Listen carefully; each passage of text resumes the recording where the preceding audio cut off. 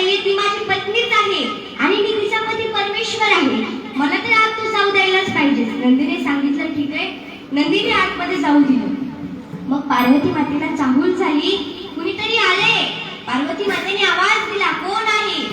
त्यावेळेस भोले बाबा हसले आणि म्हटले, पार्वती मी आहे तुझा पती परमेश्वर. त्यावेळेस पार्वती माता म्हणल्या, अहो स्वामी, मी तर नंदीला सांगितलं होतं आतमध्ये कोणालाही येऊ द्यायचं नाही, आणि तुम्ही आतमध्ये कशी आलात? त्याने हे बरोबर नाही केलं. मी त्याला आज्ञा सांगितली होती पण त्याने त्या आज्ञेचं पालन नाही केलं. म्हणून पार्वती माता रागावल्या.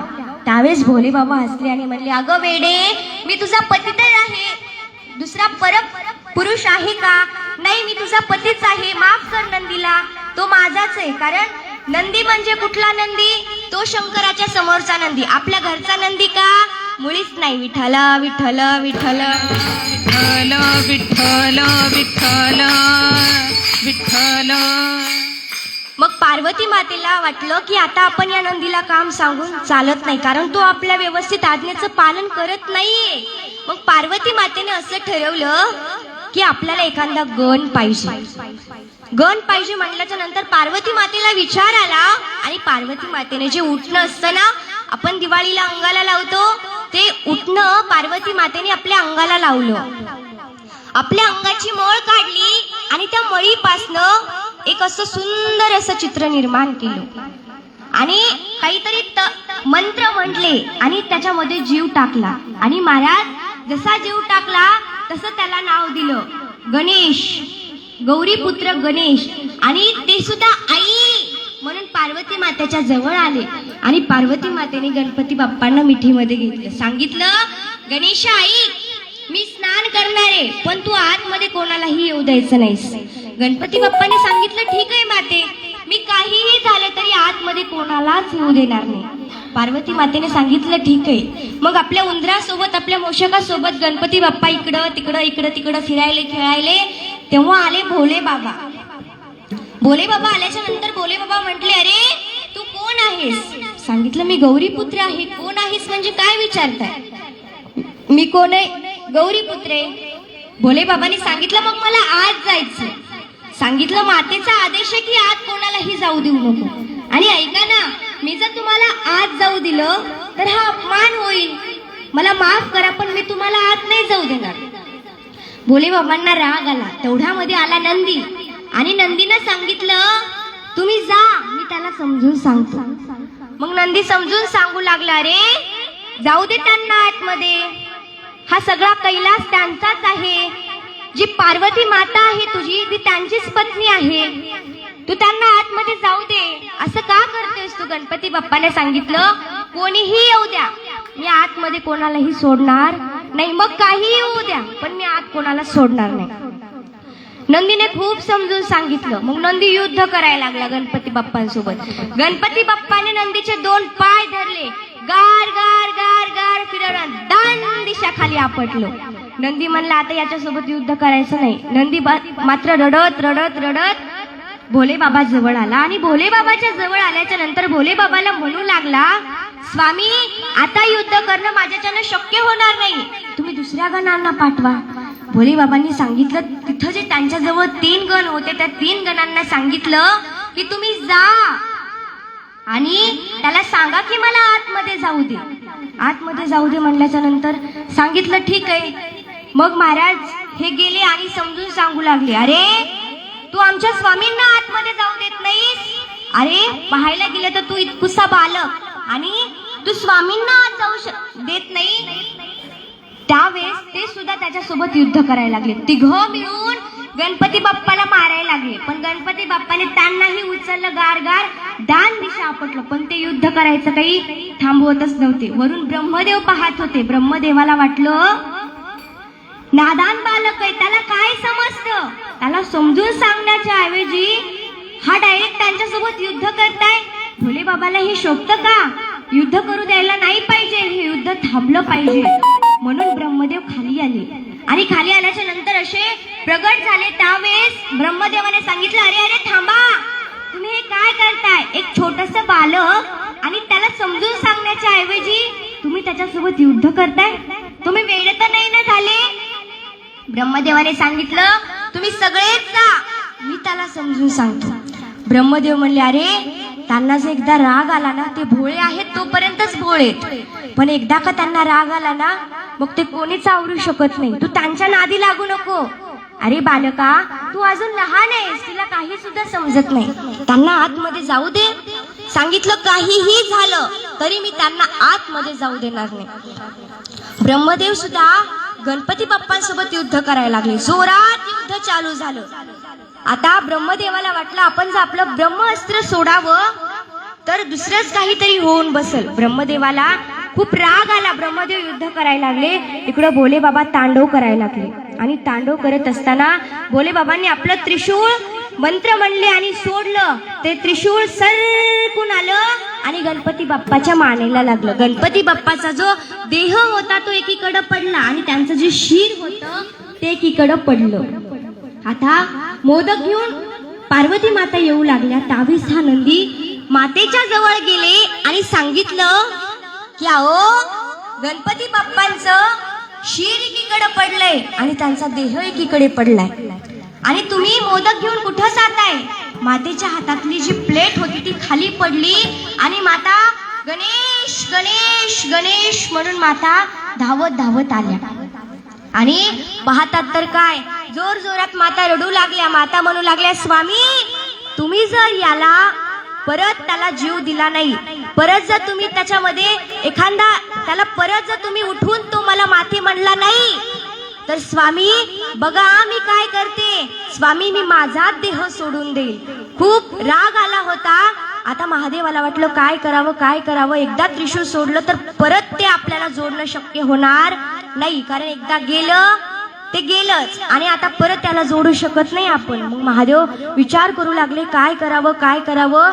आपल्या गणांना बोलवलं आणि सांगितलं तुम्ही जंगलामध्ये जा आणि ज्या बाळाची आई बाळाकडं पाठ करून झोपली ना त्या बाळाला घेऊन या आणि त्याचं शिर आपण गणेशाला बसवू. आता एवढाच एक आपल्याकडे उपाय आहे, दुसरा आपल्याकडे उपाय नाहीये. त्यावेळेस ते जंगलामध्ये गेले. जंगलामध्ये गेल्याच्या नंतर त्यांना पहिल्यांदा हरिण दिसलं, पण हरिण मात्र आपल्या लेकराला खुशीमध्ये घेऊन झोपलं होतं. मग काय करावं. त्यांनी तर सांगितले की ज्या लेकराची आई पाठ करून झोपली ना त्या लेकराला घेऊन या, त्याचं शीर घेऊन या. मग काय करावे विचार करू लागले. थोडं पुढं गेले आणि पुढं गेल्याच्या नंतर त्यांना माकड दिसलं. मग तो माकड सुद्धा आपल्या लेकराला खुशीमध्ये घेऊन झोपलं होतं. मग काय करावं. थोडं पुढे गेले आणि एका गणानं पाहिलं की हे बघा हे हत्ती आहे, हा गज आहे, याची आई पलीकडे तोंड करून झोपली आणि हा मात्र अलीकडे आहे, आपण याचं शीर घेऊन जाऊ शकतो असा विचार आला. आणि मग महाराज ते हत्तीचं शीर घेतलं. हत्तीचं शीर घेऊन कैलासावरती आले. कैलासावरती आल्याच्या नंतर ते शीर परत गणपती बाप्पांना जोडलं. मग पार्वती माता लवकर गणेशा म्हणून गेल्या आणि गणपती बाप्पा आई म्हणून मातेच्या जवळ आले. सांगितलं स्वामी तुम्ही जे केलं ना ते बरं केलं, पण सगळे लोक चिडवतील हो हत्तीचं तोंड आहे हत्तीचं तोंड आहे, मग काय करावं. त्यावेळेस ब्रह्मदेवाने सांगितलं मी तुला वरदान देतो की प्रत्येक भक्ताची मनोकामना तू पूर्ण करशील.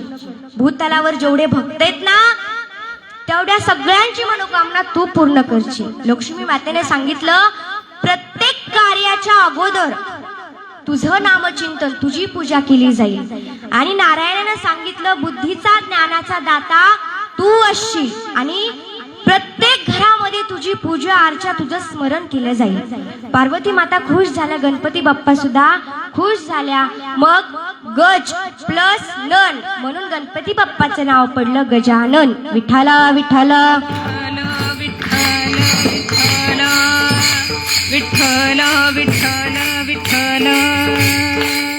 भोले बाबा म्हणले तू तुझ्या आईचं खूपच ऐकतोस, आता माझंही ऐकायचं बर का. मी काय करतो नामचिंतन करण्याकरता जातो.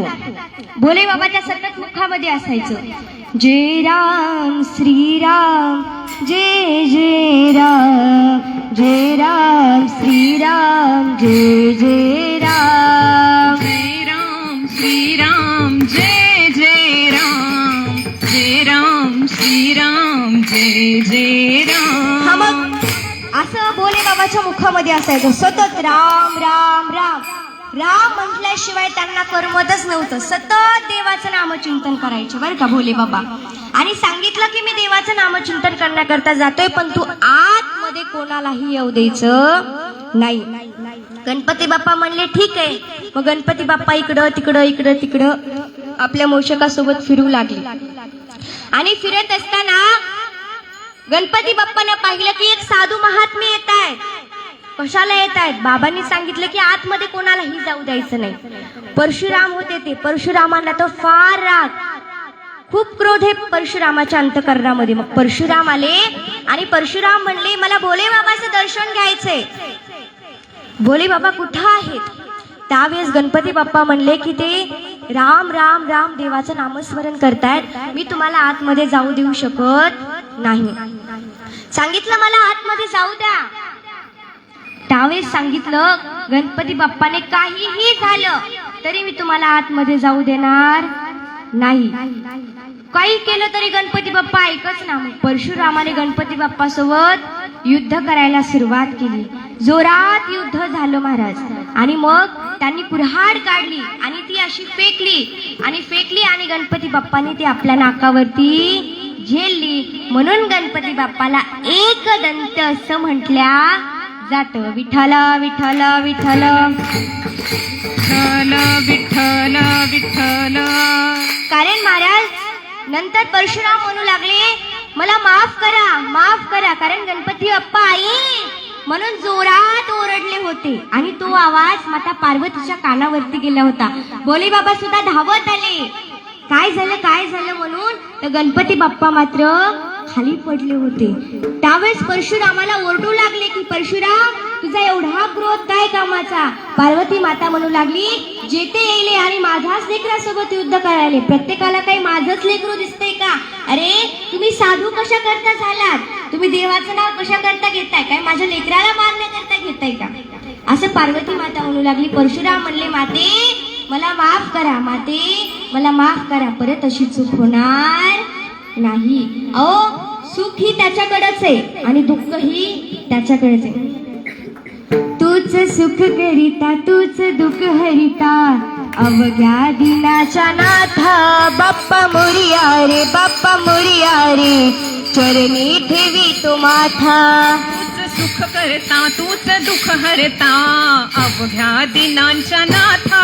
बाप्पा मोरया रे चरणी ठेवी तो माथा.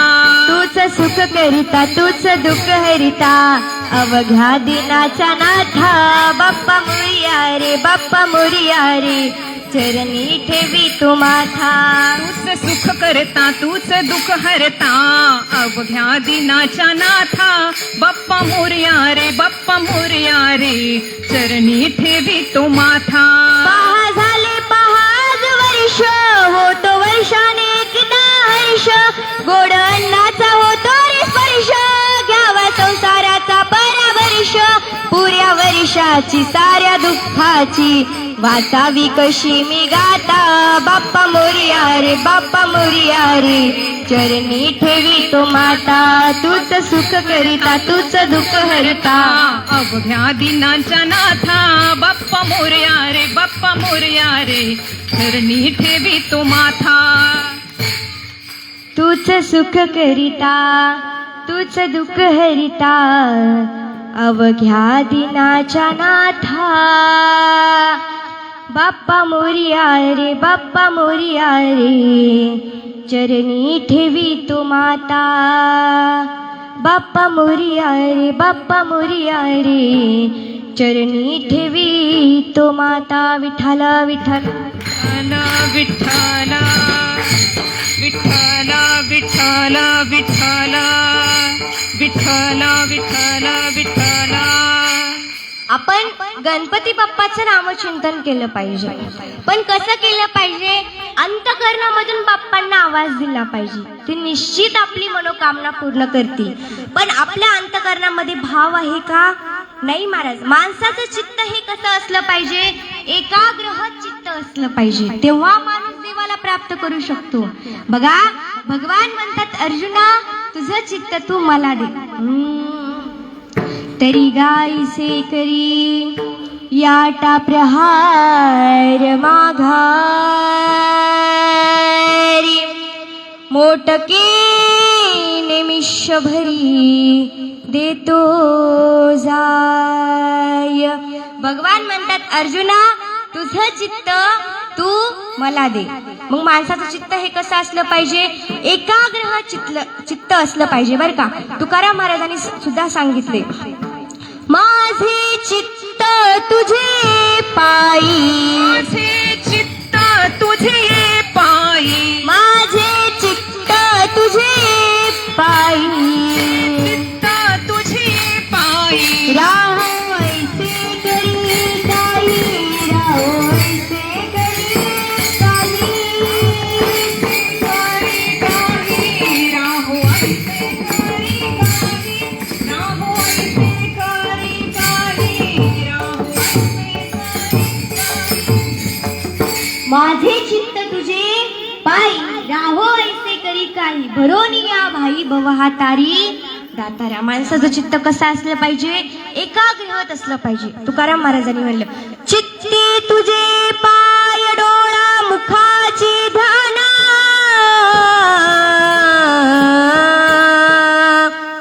चित्ती तुझे पाय डोळा मुखाची ध्याना,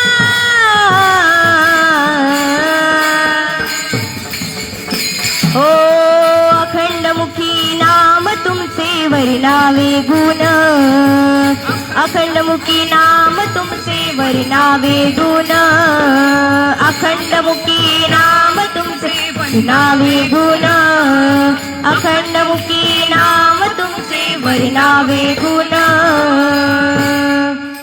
मग माणसाचं चित्त कसं असलं पाहिजे? एकाग्रहत असलं पाहिजे, तरच आपण त्या अखिल कोटी ब्रह्मांड मालकाला आपलंसं करू शकतात बरं का. नाहीतर आपलं चित्त जर भटकलेलं असेल मग देवही आपल्या जवळ येत नाही आणि आपणही देवाला बोलवत नाही. मला सांगा देवाचं नाव घेण्याकरता काही लागतं का हो?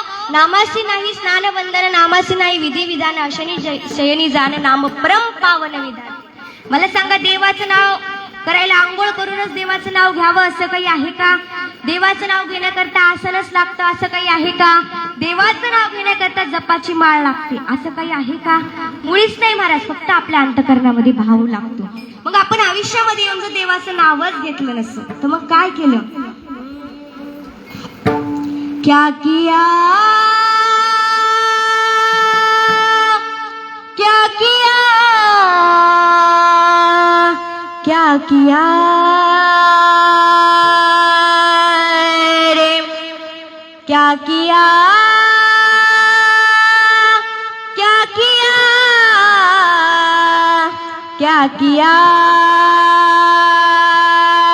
रे, तूने जीवन गवा दिया, तूने जीवन गवा दिया, क्या किया रे, जिसे पाना था उसको तो खो दिया रे, जिसे पाना था उसको तो खो दिया रे, जिसे पाना था उसको तो खो दिया, जिसे पाना था उसको तो खो दिया रे, जिसे पाना था उसको तो खो दिया. क्या किया, क्या किया, क्या किया रे, क्या किया, क्या किया, क्या किया रे, तूने जीवन गवा दिया, तूने जीवन गवा दिया, क्या किया रे, जिसे पाना था उसको तो खो दिया रे, जिसे पाना था उसको तो खो दिया, पाना था उसको तो खो दिया रे, जिसे पाना था उसको तो खो दिया. देवाचे नाव किती गोड आहे हो. अमृताहुनी गोड नाम तुझे देवा, जिवे तीन गोड अक्षरांचा रस, अमृत जयास फिके पुढे. किती गोड देवाचं नाव आहे. देवाचं नाव घेण्याकरता काही लागतं का हो? काहीच लागत नाही. मला सांगा देवाचं नाव घेण्याकरता तुम्हाला पैसे लागतात का? काहीच लागत नाही देवाचं नाव घेण्याकरता, तरी सुद्धा आपण देवाचं नाव घेत नाही. नेघे माझी वाचा तुटी महालाभ फुकासाठी, फुकटचा लाभ आहे ना, तरी सुद्धा आपण घेण्यासाठी तयार नाहीत. काही न लगे एक भावाची कारण तुका म्हणे आन विठोबाचे. तुकाराम महाराज म्हणतात देवाचं नाव घेण्याकरता काहीच लागत नाही, फक्त माणसाच्या अंतःकरणामध्ये भाव असावा लागतो बरं का. माणसं काय करतात, अमृत छोड़ा पिता है शराब रे, भगवान के नाम से मुंह मोड़ लिया रे. देवाचं नाव किती गोड आहे. आणि महाराज कोणाला जर म्हणलं ना चला मंदिरामध्ये आपणही देवाचं नाम स्मरण करू, लोक काय म्हणतात, नको देवाचं नाव, काय भेटते देवाचं नाव घेऊन. पण महाराज देवाच्या नावामध्ये एवढी ताकद आहे, एवढी ताकद आहे, आपल्याच अंतःकरणामध्ये भाव असेल आणि आपण जर तेवढ्या भावाने त्या अखिल कोटी ब्रह्मांड मालकाला आवाज दिला ना, तर निश्चित तो देव आल्याशिवाय राहणार नाही. एवढी ताकद देवाच्या नामचिंतनामध्ये आहे. विठ्ठला विठ्ठला विठ्ठला विठ्ठल विठ्ठल विठ्ठल विठ्ठल. देवाचं नाव घेतल्यानंतर राक्षसांचा उद्धार होतो बरं का. मग तुमचा आमचा का होणार नाही. हा सूर तमन नावाचा राक्षस होता. हा ओम नमः शिवाय ओम नमः शिवाय ओम नमः शिवाय म्हणून सतत भोले बाबाचं नामचिंतन करायचं. त्याला माहित होतं भोले बाबा हे लवकर प्रसन्न होतात, म्हणून तो नामचिंतन कोणाचं करायचा, भोले बाबाचं, शंकरजीचं नामचिंतन करायचा. आणि भोले बाबा प्रसन्न झाले आणि सांगितलं काय मागायचे ते बाग. त्यावेळेस ते म्हटला मला काही नको, पण या पृथ्वी तलावर माझ्या एवढी ताकद कोणामध्येच नसली पाहिजे. सगळ्यात जास्त ताकद ही माझ्या जवळच असली पाहिजे.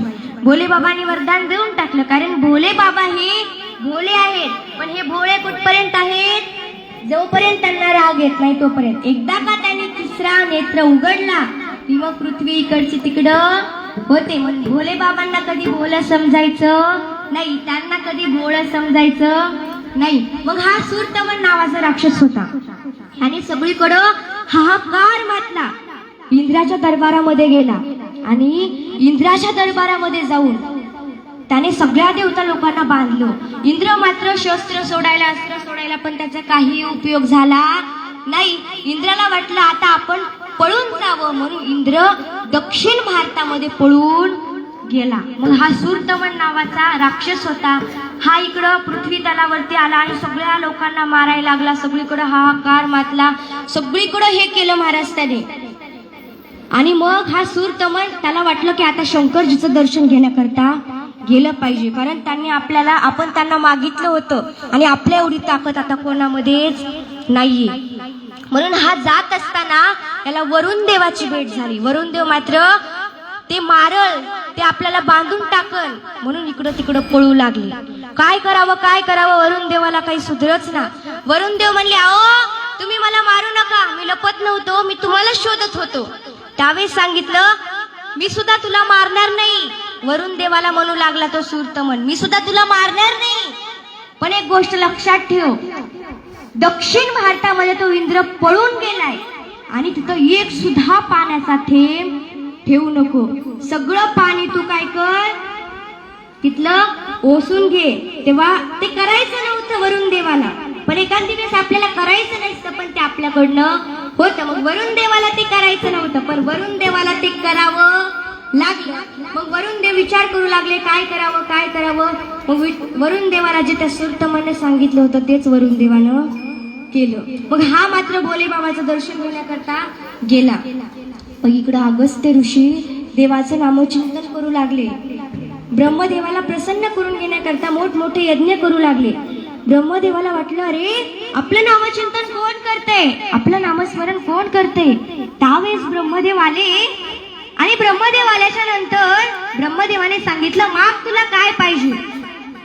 त्यावेळेस त्या सूरतमन जो तो अगस्त्य ऋषी होते, त्या अगस्त्य ऋषींनी सांगितलं की बघा ना काय हालत झालीये, एक सुद्धा पाण्याचा थेंब नाहीये, सगळे झाडं वाळून गेलेत, सगळ्या पृथ्वीला असे छिद्र पडलेत, आता काय करावं काय करावं. आता आम्हाला पाण्याचं काहीतरी बघा. त्यावेळेस सांगितलं ब्रह्मदेवाने की तुम्ही भोले बाबाकडे जा. त्यांनी आपल्या जठेमध्ये गंगा बांधून ठेवली, ते तुम्हाला पाणी देतील. अगस्त्य ऋषीने सांगितलं ठीक आहे. मग कैलास पर्वतावरती जाण्याकरता अगस्त्य ऋषी निघाले. कैलास पर्वतावरती गेल्याच्या नंतर तिथं पाणी होतं आणि गणपती बाप्पा आणि त्यांचा मूषक तिथं काय करू लागला, खेळू लागला. गणपती बाप्पाला वाटलं बाबा यांच्या हातामध्ये तर कमल कुंडल आहे, हे नवीनच साधू कोण असतील. आणि ते साधू आपल्या कैलास पर्वतावरती आले. कसे काय आले असतील, कारण साधू कोणाला म्हणतात, समुद्रा पैल किरणी देखे स्वर्गाचा वचून, ऐके मुंगीची ही ओळखे मनोगत. ज्याला साता समुद्राच्या पलीकडचं कळतं ना त्याला साधू म्हणतात. ज्याला मुंगीच्या मनामध्ये काय चालू आहे हे ज्याला कळतं त्याला साधू म्हणतात. आणि ज्याला स्वर्गामध्ये काय चालू आहे हे ज्याच्या कानावरती आवाज येतो त्याला साधू म्हणावं. साधू हा असा असतो. मग गणपती बाप्पाला वाटलं हे कोण असेल कोण असेल. गणपती बाप्पा विचार करू लागले आणि विचार करत असताना गणपती बाप्पाला वाटलं जाऊ द्या आपण त्यांच्या मागोमाग गेलं पाहिजे. मग हे मात्र गेले, भोले बाबाचं दर्शन घेतलं आणि खाली आले. गणपती बाप्पाला वाटलं हे जिकडे जातील तिकडे आपण गेलो पाहिजे. मग गणपती बाप्पा सुद्धा त्यांच्या मागोमाग जायले. मग महाराज तिथं पाण्याचा थेंब सुद्धा नव्हता, सगळीकडे झाडं वगैरे वाळून गेले होते. मग दगड वगैरे असे पडलेले होते. मग कमल कुंडल जे होतं त्या कमल कुंडलामध्ये थोडंसं पाणी होतं, अगदी थोडंसं पाणी होतं. आणि ते कमल कुंडल एका दगडावरती ठेवलं आणि दगडावरती ठेवल्याच्या नंतर विठाला विठाला विठाला ते कमल कुंडल जे होतं ते दगडावरती ठेवलं. आणि दगडावरती ठेवल्याच्या नंतर गणपती बाप्पाला वाटलं हा मोषक फारच गर्दा करतोय. सांगितलं मी काय करतो ना हे तू फक्त पहा, तू पुढची काळजी करू नको, तू फक्त बघ काय होतं पुढे ते. उदाहरण सांगितलं ठीक आहे. त्यावेळेस गणपती बाप्पा कावळ्याचं रूप धारण केलं गणपती बाप्पाने आणि सगळीकडे असे उडायला लागले. आणि ज्या कमल कुंडलामध्ये पाणी होतं ते पाणी सुद्धा खाली सांडलं. त्यावेळेस अगस्त्य ऋषी शाप देणार. तेवढ्यामध्ये गणपती बाप्पाने आपलं रूप धारण केलं. आणि गणपती बाप्पाने आपलं रूप धारण केल्याच्या नंतर अगस्त्य ऋषी म्हणू लागले मला माफ करा, माझ्याकडून चूक झाली, परत अशी माझ्याकडून चूक होणार नाही. त्यावेळेस गणपती बाप्पा म्हणले अहो अगस्त्य ऋषी तुम्ही टेन्शन घेऊ नका, मी ते पाणी मुद्दाम सांडलं होतं, तुम्ही मागे तर पहा. आणि मागे पाहिल्याच्या नंतर तिथून कावेरी नदी जी आहे ना त्या कावेरी नदीचा तिथून उगम होतो आणि कावेरी नदीला तिथून सुरुवात झाली. त्यावेळेस अगस्त्य ऋषी म्हणू लागले माफ करा, माफ करा, आम्ही चुकलो, आम्ही चुकलो.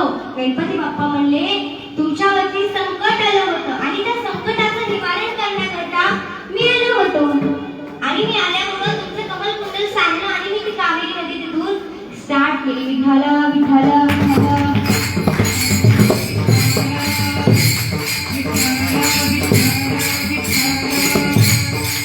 आपण लोकांकडे लक्ष दिलं नाही पाहिजे बरं का.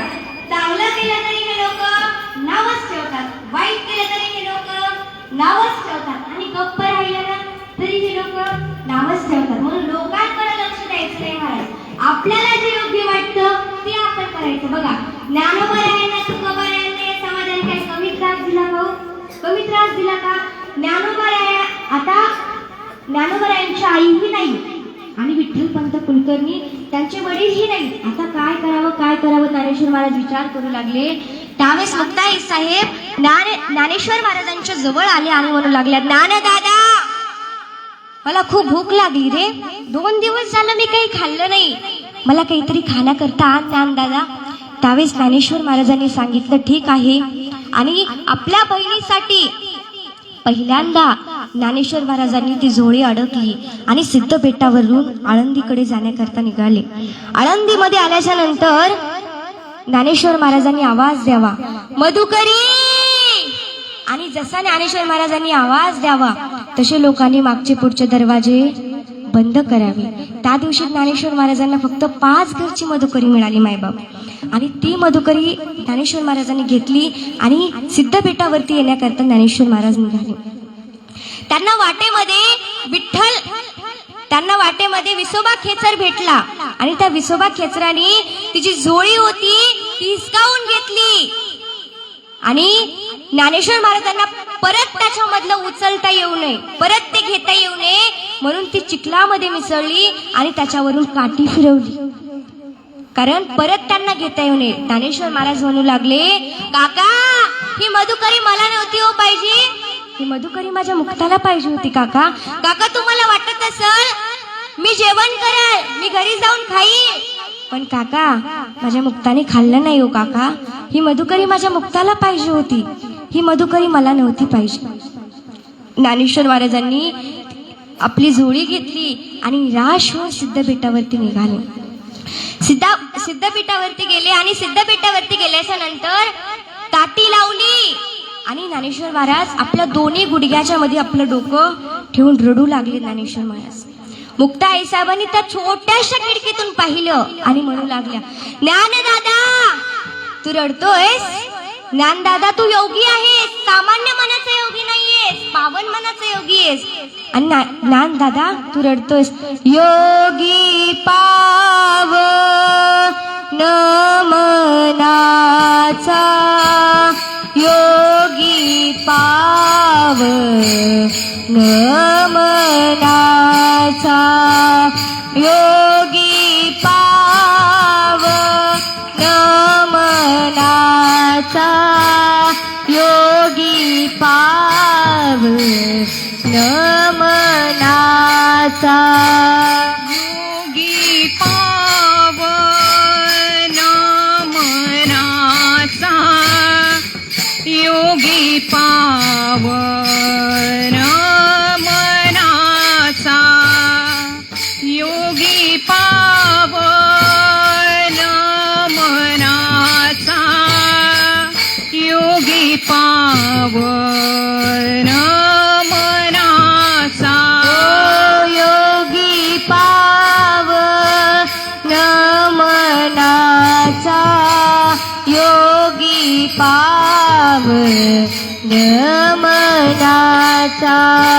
योगी पावन मनाचा, योगी पावन मनाचा, योगी पावन मनाचा, योगी पावन मनाचा, योगी पावन मनाचा, योगी पावन मनाचा, योगी पावन मनाचा, साही अपराध जनाचा, साही अपराध जनाचा, आहे अपराध मनाचा, साहे अपराध जनाचा, योगी पावन मनाचा, योगी पावन मनाचा, योगी पावन मनाचा, योगी पावन मनाचा, योगी पावन मनाचा, योगी पावन मनाचा, योगी पावन मनाचा, योगी पावन मनाचा. मुक्ता आई साहेब म्हणू लागल्या, ज्ञानदादा तू सामान्य मनाचा योगी नाहीस रे, तू पावन मनाचा योगी आहेस. योगी पावन मनाचा, साहे अपराध जनाचा, आपण तरुणी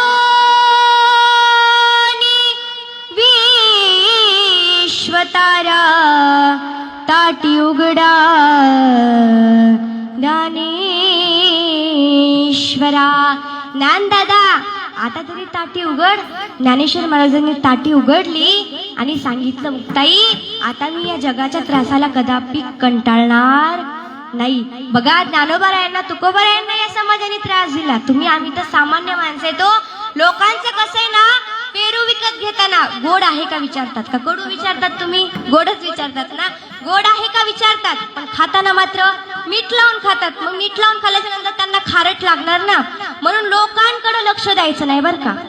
आपल्याला जे योग्य वाटतंय ते कायम करायचं. आपल्याला जसं येतंय तसं आपण करायचं. कसंही केलं तरी हे समाज नावं ठेवणारच आहे. देवाला नावं ठेवण्याचं त्यांनी सोडलं नाही. मग आम्ही तर सामान्य माणसं आहेत. एकदा सगळ्यांनी हात वर करा. झोपले तर नाही ना तुम्ही? नाही तर दादानी असं केलं म्हणलं. मगापासून मी बघते एक असं करतंय एक असं करते. झोपू नका. झालं आता. चला. ओम नमः शिवाय.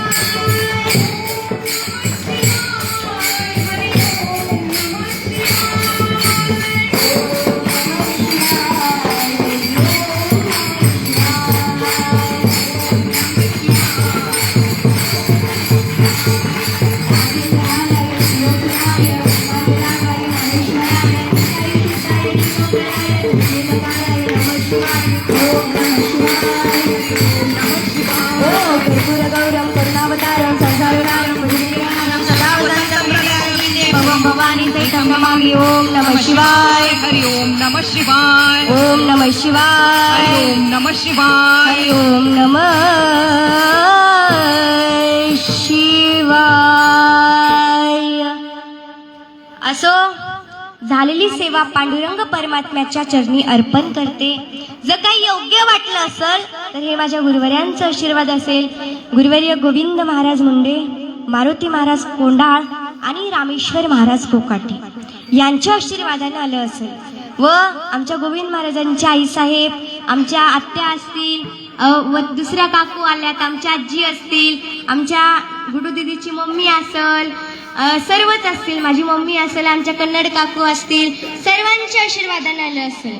आमच्या आंटी असतील, सर्वांच्या आशीर्वादाने आलं असेल बरं का. आमच्या अश्विनीताई सुद्धा कीर्तनाकरता उपस्थित आहेत. आणि जर काही अयोग्य वाटलं असेल तर हे माझ्या बुद्धीचे दोष आहे. मी तुमची छोटी बहीण म्हणून माफ करा. कारण ज्ञानाने सुद्धा तुम्ही माझ्यापेक्षा जास्त मोठे आहेत आणि वयाने सुद्धा तुम्ही माझ्यापेक्षा लहान आहेत. तसं कोणी मोठं कोणी लहान, पण मी तुमची बहीण म्हणून माफ करा. ज्ञानेश्वर माऊली, ज्ञानराज माऊली तुकाराम. ज्ञानेश्वर माऊली, ज्ञानराज माऊली तुकाराम. ज्ञानेश्वर माऊली, ज्ञानराज माऊली तुकाराम. ज्ञानेश्वर माऊली.